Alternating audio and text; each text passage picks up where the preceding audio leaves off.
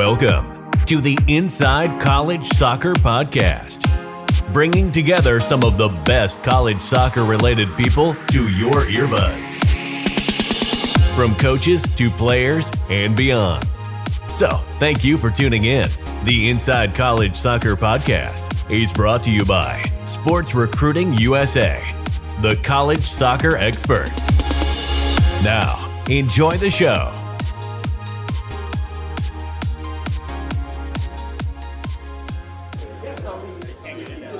All right. Hey everybody, Inside College Soccer. We are excitingly live from the convention. You know, we're not used to doing podcasts in person. Usually it's on Zoom, but now we just get to grab our buddies, college coaches, and bring them on over and have a little talk about what they're up to. And right now I've got Mario Felix with me. What's up, Mario? How's it going, man? Hey, it's brother. Good to see you. It's Thanks really for having good to me. see you, man. Absolutely. We run into each other at tournaments and stuff. Quite a bit, yeah. On the fields, absolutely. But I haven't had a chance to have you on the podcast yet. No, I'm excited. So, now you just recently made a move, right? I did, yes. You were with our buddy Kai for, I don't know, how long were you there?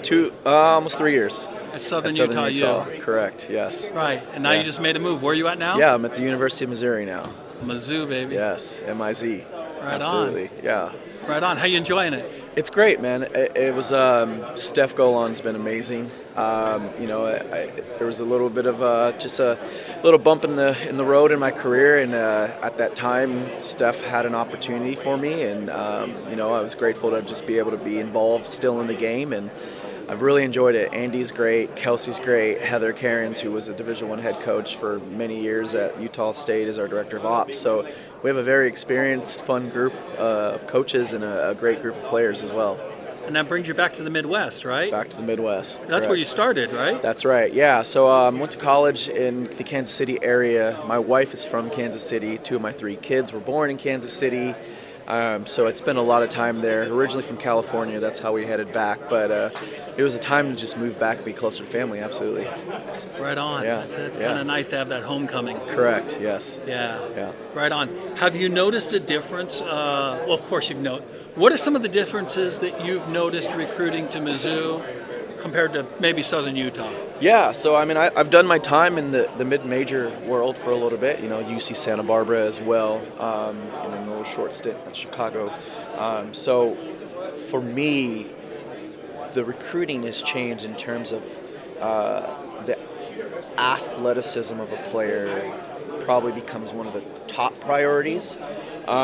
In the mid-major conference levels, I think for us, we were always trying to find a mixture based upon how we wanted to play, right? And so when we're trying to recruit in terms of matchups, right? So what is Ole Miss doing? What is Arkansas doing? What is Alabama doing? And trying to kind of configure our recruiting class knowing what our opponents are doing. Everyone wants to make the national tournament. Everyone wants to make the conference tournament. So we have to put together the pieces that make matchups benefit us and the development of the players for the 4 to 5 years that we have them. Yeah. Yeah, this is a good topic because, and I don't think we've ever talked about it on the podcast. One of the complaints that we see if we're on Twitter or we're looking at what people are saying is that, college coaches, all you care about is athletes. You just want the best athletes. And I would say, no. We want the complete player, technical, tactical, physical, and mental. Absolutely. And you cannot dispel the physical piece. It's like taking a leg off of your chair, right? Right. You have to have all of them to make it stable. Right. And so when we talk about a little bit about what you mean when you say it comes down to the athletic piece. Yeah, so I mean, I don't want to negate anything else in terms of the technical, tactical, the soccer IQ of a player, right? And so in specifics to the athletic part of things if you watch, for instance, Alabama, right, made the College Cup, very, very good side. Wes Hart has done a phenomenal job with that program. They want to play.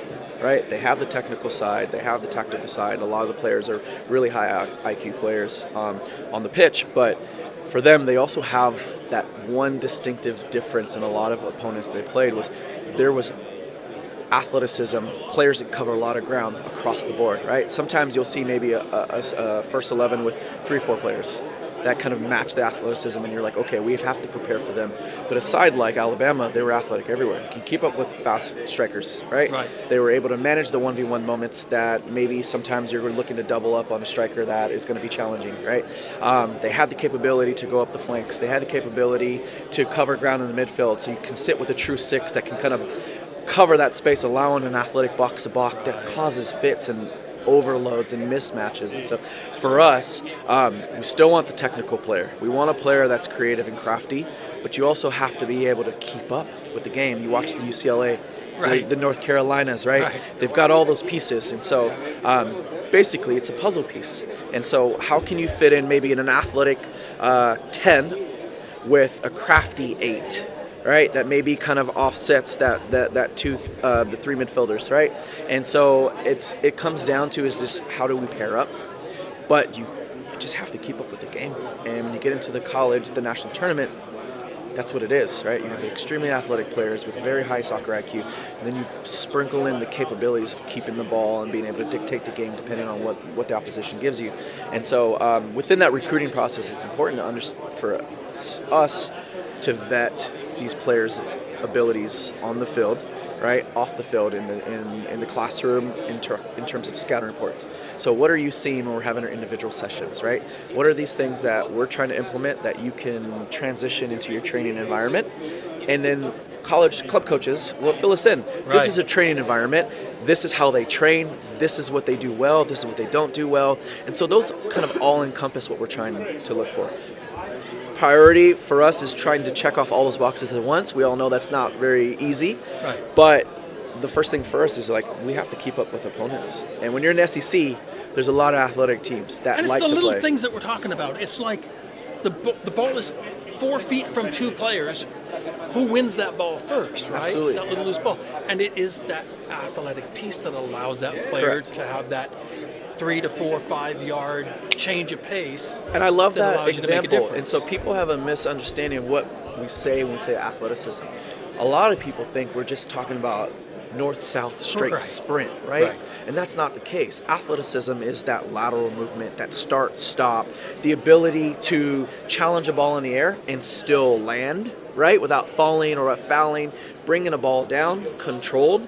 And those things are all those little minute pieces that people just, when they hear, oh, we just want athletic players. Well, it's not just a sprint. I didn't say we want fast players, right? That's a given. We'd love to have fast players.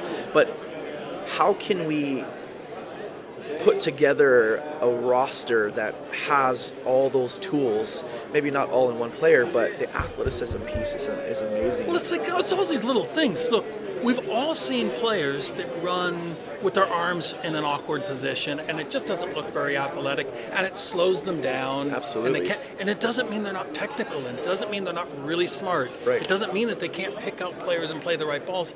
But when you compare them to the teams that you're going to have to beat now at Mizzou that you didn't have to beat. Yes, you're not playing against the same teams. Right. And for everybody that's listening, look, it really does come down to the conference, like you said, Mario.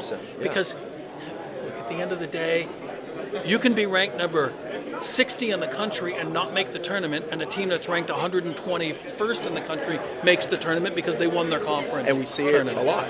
Absolutely. Yeah. No, I mean, for I believe it's not 100%, but I believe we were 1 point away from being in the tournament this year. We had our flights already set to Pensacola, and we were that close, right? And so it came down to our last game. A&M's result, our result against South Carolina, a couple pieces. And so the conference it's tough, top to bottom, right? I think we had 6 teams in the NCAA tournament this year, right? It's an insane conference.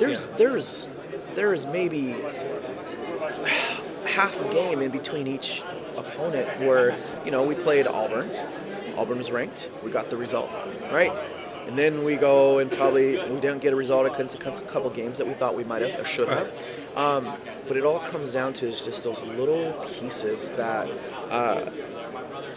it's misunderstood what that definition is. And I like that we're talking about the athletic piece a little longer, is just because I think people have to understand that there's variances of what athleticism is and how one or two pieces is a difference maker of us flying to Pensacola out of Columbia, South Carolina, or flying back to Columbia, Missouri, Right. because of one or two pieces that are a difference for us in success.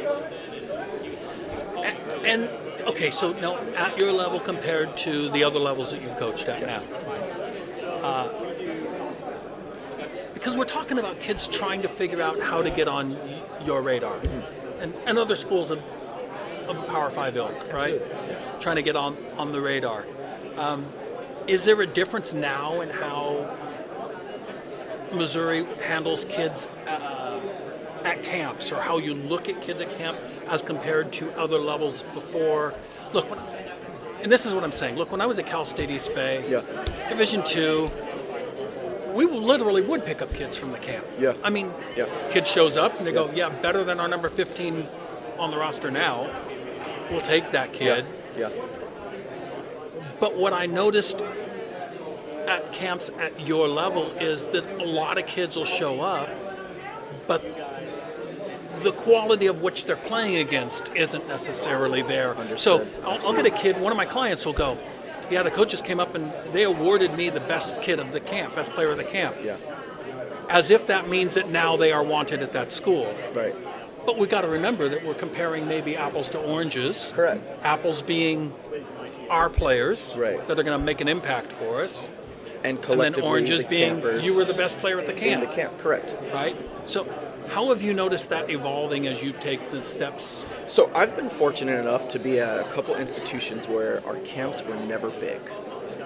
And it was intentional. We capped it off because we wanted to have a small group to where we had an opportunity to meet the players and really get to know them.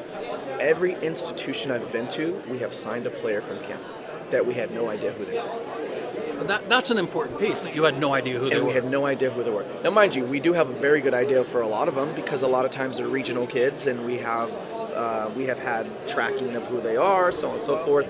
Have probably a relationship with the club coaches, but I know, for instance, when I was at UC Santa Barbara, we had an individual come from Chicago, and she was stellar at camp, and we're like, oh my gosh, what is going on here, right? And I think it's important for athletes and clubs to do their research, right? If you're really interested in that school, do the research on the roster, do the research on the Give us class an example coming of in. what you mean when you say do your research. All right, so maybe if I'm, two or three things that if- you could advise. If I'm a junior or senior and I play 7-9-11, right?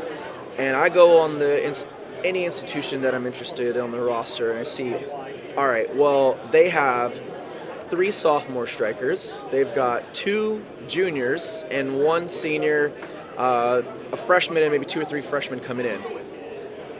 Well, that's probably showing me that there's very little opportunity there because it's filled in that role, right? Now, one thing that I think is important for individuals to understand is, like, where is your flexibility?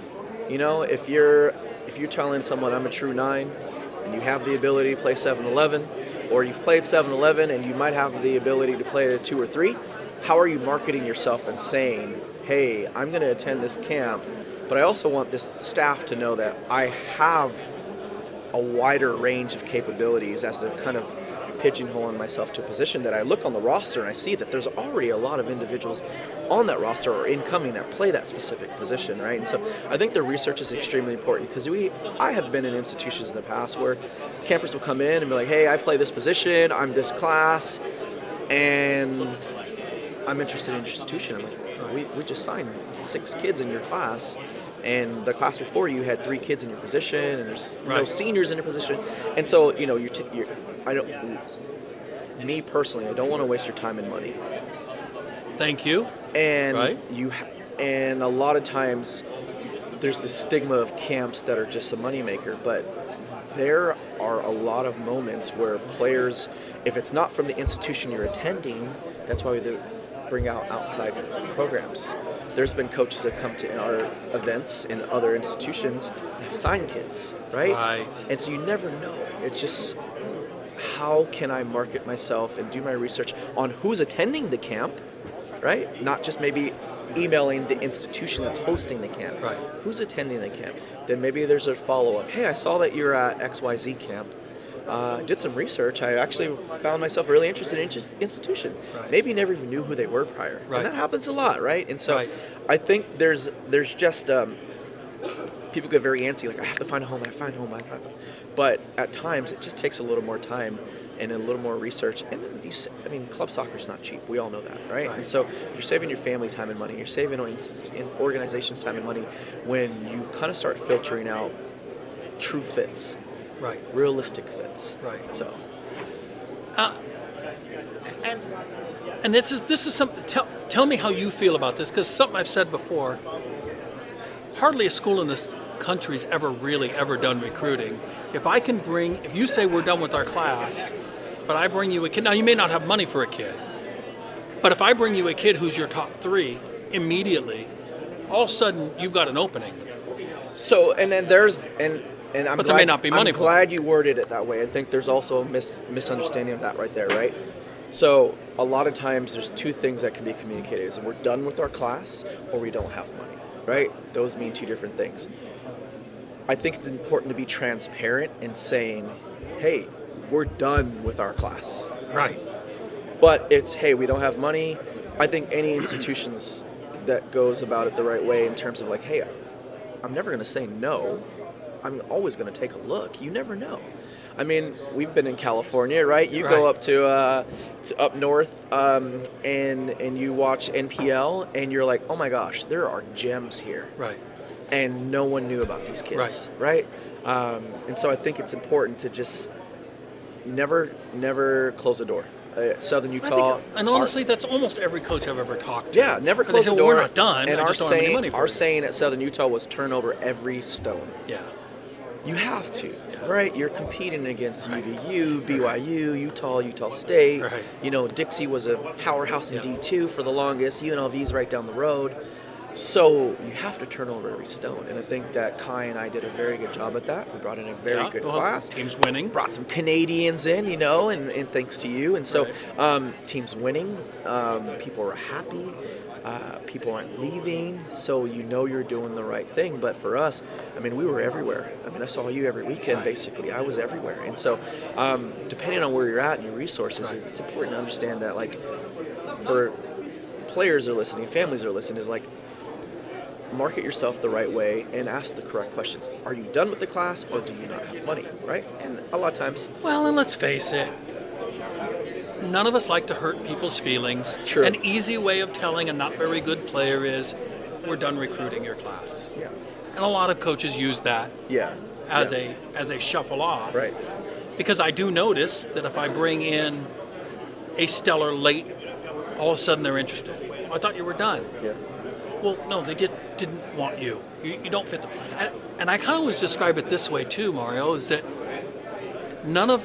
there's not a coach in this country who needs help finding another number 23 on their roster. Right. I got plenty of those kids down the street. Yeah. So I don't need to move a kid from California to Missouri to be number 27 on my roster who might be ready their senior year. Right. I can find that right down the road in Missouri. It's better for the family, better for the kid. I won't feel as bad if it doesn't work out and the kid transfers. But if I'm moving a kid from England or from Canada or from California, I kind of feel bad. Right.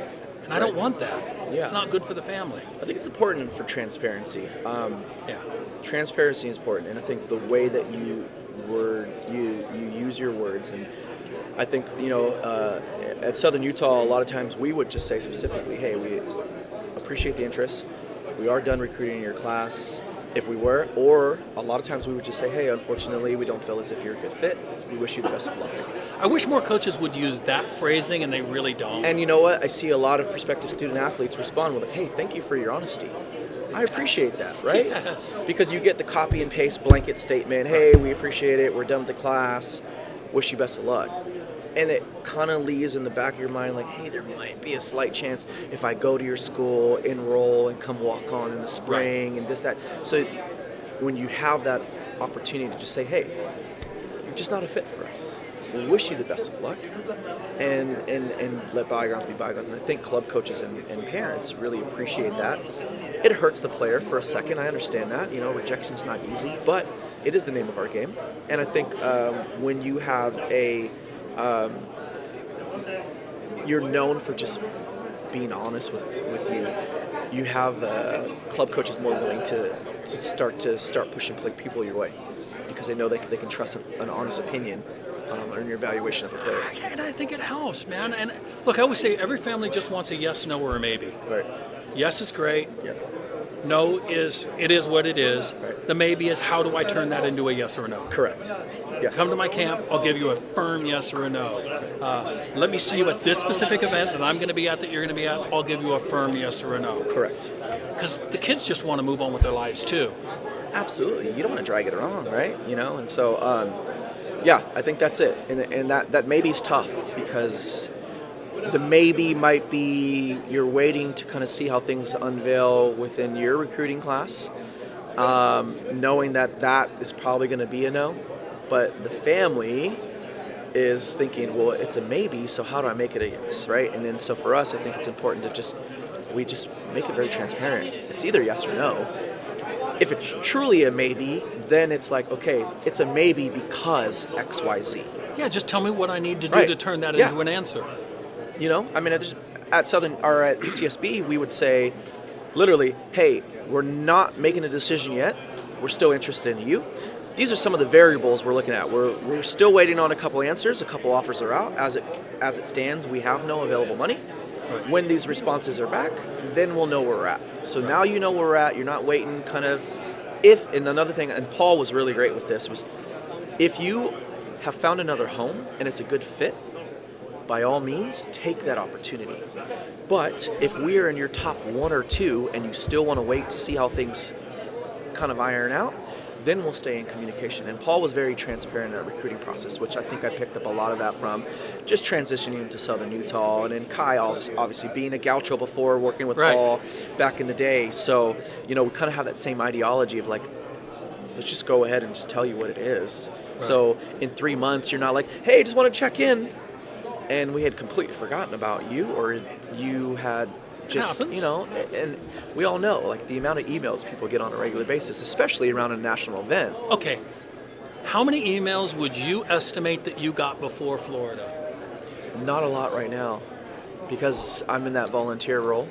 No, I mean as a staff. Oh my gosh. I'm just going off. So when I was at UC Santa Barbara, I was probably getting 300, 400 before the event. Before the event. How? Okay, and this is something I tell kids all the time. So, of those 300, how many were a couple days before or the day of? Oh my goodness, 75 the night before. And for me, basically, I stopped putting players on a schedule 2 days before an event. There's so much to filter through. What field, who's going where, what time, who's the club coach. And an assistant coach, that was your job, right? My job. To give as the head recruiting coach, coordinator. These are the guys you're going to go see. Absolutely. And so when I have to go back in and, hey, I got these 75 emails the night before I'm flying to San Diego, I'm sorry, So, yeah. I saw a girl on Twitter the other day, and she goes, she showed herself with a picture on the beach or something. She goes, I just finished emailing the coaches. That's the day before the You're event. already there. Yeah. What are you doing? Right. And look, what do you think? 3 weeks before would be great, right? I think a week and a half out, because you know how scheduling goes. Man. Well, the scheduling changes. It comes out late, right? Or it changes, yeah, so update us. That's true. As soon as you get it, send it. Yep. Because I'm just speaking for me, I have folders saved in my laptop. ECNL Phoenix, ECNL Tech, everything, so it's split up. So as soon as I get it, and I know I'm about to start my schedule, I just go into that folder. So no matter how many times you sent something, boom, you just popped in. So I just keep track of it, right? When I start getting bombarded 4 days, 5 days, 3 days before, it's like, hey, I'm going to try to filter through as much as I can. But you have to also understand, like, there's a process for us. There's logistics for travel. There's all these things. You're probably in a season You're trying to manage 3 or 4 things at a time. So when you send something 48 hours in advance to a national event, it's really hard to kind of trickle you in at times. So 300 emails. No way you're seeing 300 kids. No. How have you noticed on the staffs that you've been on? Yeah. How have you noticed? How do you determine who you're going to see and not? Yeah, it's been different everywhere I've been. Right. So at UCSB, we almost tried to see everyone that sent us an email. It would be Goffin, who's at UCLA now, Paul Stump, and myself, and we would just divvy it out. Hey, you're at these fields, boom. And you're at these fields, boom, you're at these fields. Southern Utah was a little different. We had regions that we wanted to recruit. You have the WUI, so it's like, okay, let's find kids. Western University Exchange? Exchange, yes. Right. So basically the connecting states or within the Western region.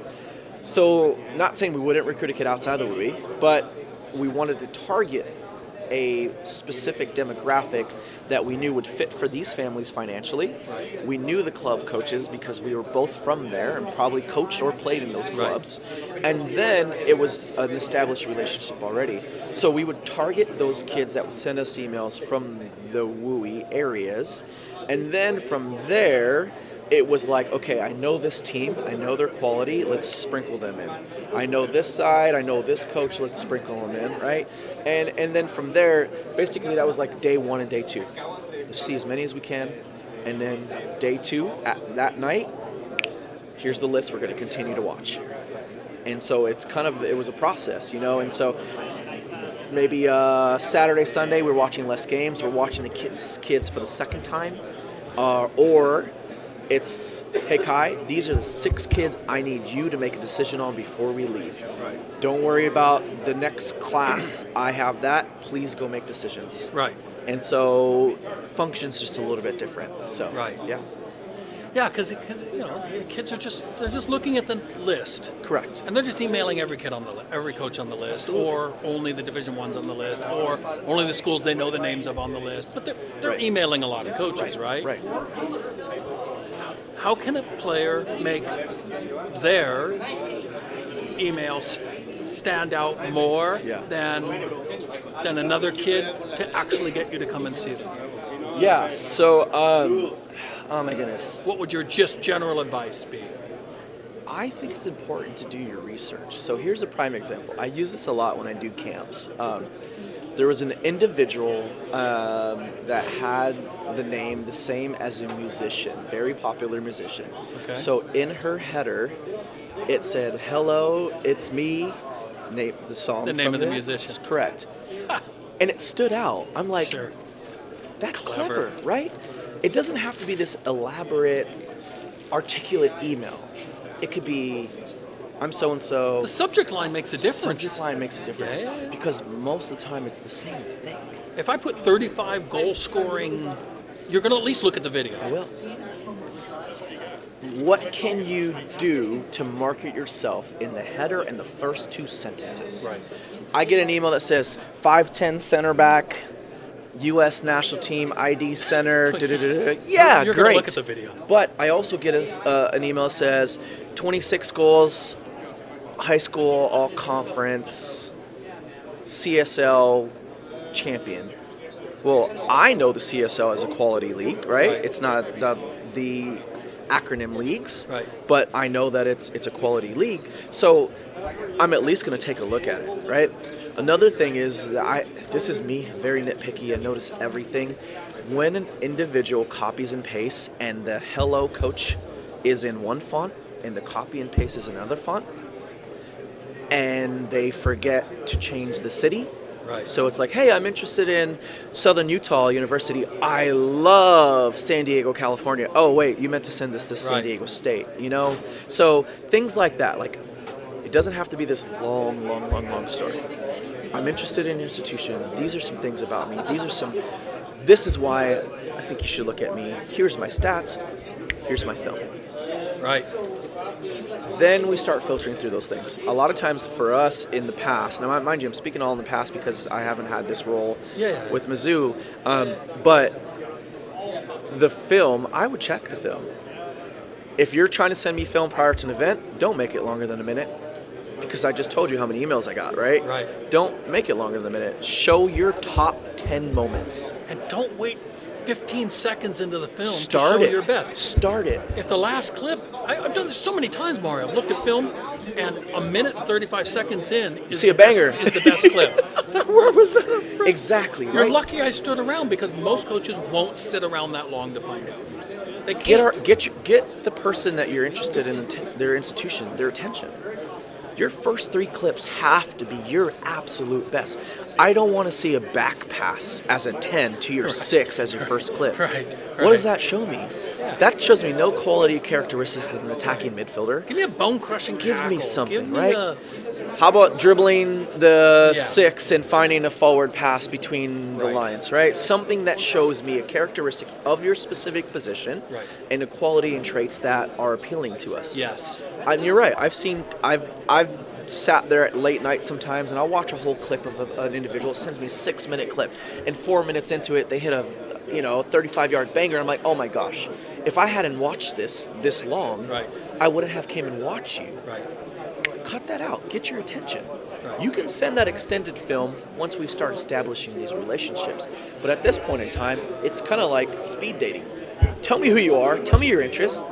And how are we going to move forward in this Well, the this thing about process? film, Mario, is supposed to be the best of the best. Correct. So if it's mundane and boring, Yeah. then the best of your best is mundane and boring. I don't need another one of those Absolutely. on my team. This is supposed to be, of the last year and a half of my life, this is the best that I am.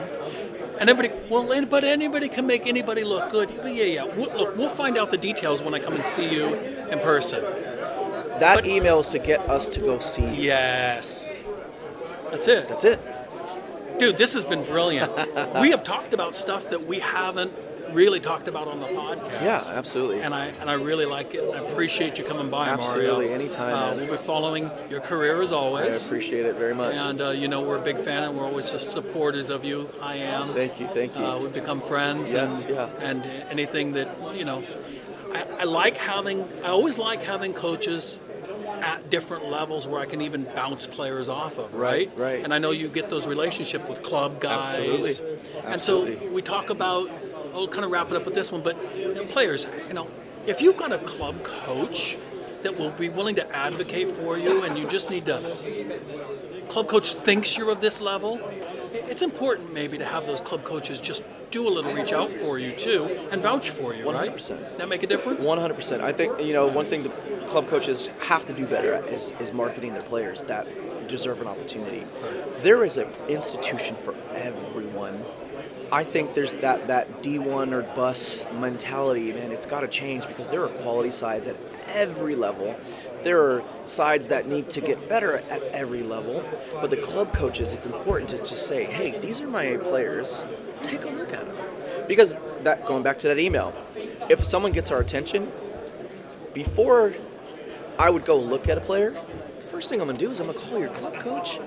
Right. I'm going to ask about your training habits. I'm going to ask about what you do well, what are you struggling with, and if I'm connected enough in your region, I'm probably going to call a club coach that you play against. Right. Hey, how do they do in a match that you're up, and this player does this? If I'm even lucky enough, I can call your high school coach. I got that from Kai. Do your research. Club coach, someone that coaches against you, someone that is around you in your environment that's not club. Because I really want to get a character reference. Like, film's great, getting our attention's great, but we got to know who you are as a person. Club coach is a great advocate. You're that first point of contact before me and a prospective student athlete. And then club coaches, to all you club coaches out there, just know that when you do refer a player, it is your reputation on the line. Because we do know a few club coaches who every player can play at Stanford as far as they're concerned. One other thing. And let's be honest. The club coaches, do your research on the level 100%. The comments of always, oh, she can play at your level, or this level's not for her. She's up here, up that. Let the player decide the level. Thank you. Give the reference of the characteristics of the player, personality, right? Yeah.